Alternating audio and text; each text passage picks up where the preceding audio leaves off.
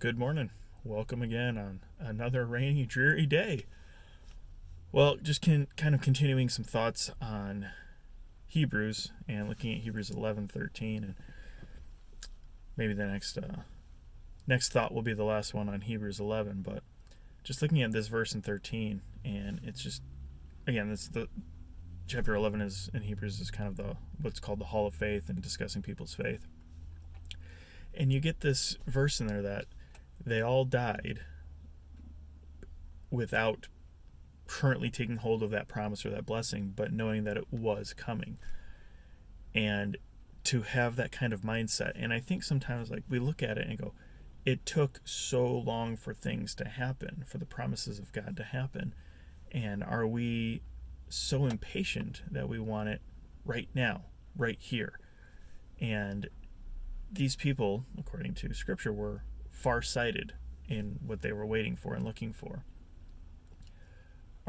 Are you impatient with God because you're not getting what you think you deserve or what you want right now? And I mean, again, if we're honest, we're all pretty much in a I think it, I get it type of mentality. I mean, living in the world we live in where you can order something online and within a day or two it's on your doorstep, it's hard to be farsighted. In a world where we can take out loans and get whatever amount of money we want at the moment without thinking about the future ramifications, it's an easy thing to do in a lot of cases. But with our faith, there's no shortcut. You have to wait, and I just think it's like the promise that God made to Abraham with Isaac.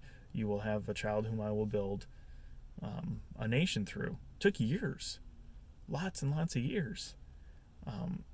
The exile, for the promise that they'll come back to the promised land, the Israelites took hundreds of years to go into the promised land to even begin with. After their disobedience took 40 years. So these are half a lifetime in some cases, or multiple generations of lifetimes before the promises of God are seen in a lot of ways. I mean, the promise of the Messiah was thousands of years, if not more. We can't shortchange faith. We can't expect a shortcut. We can't expect something immediate.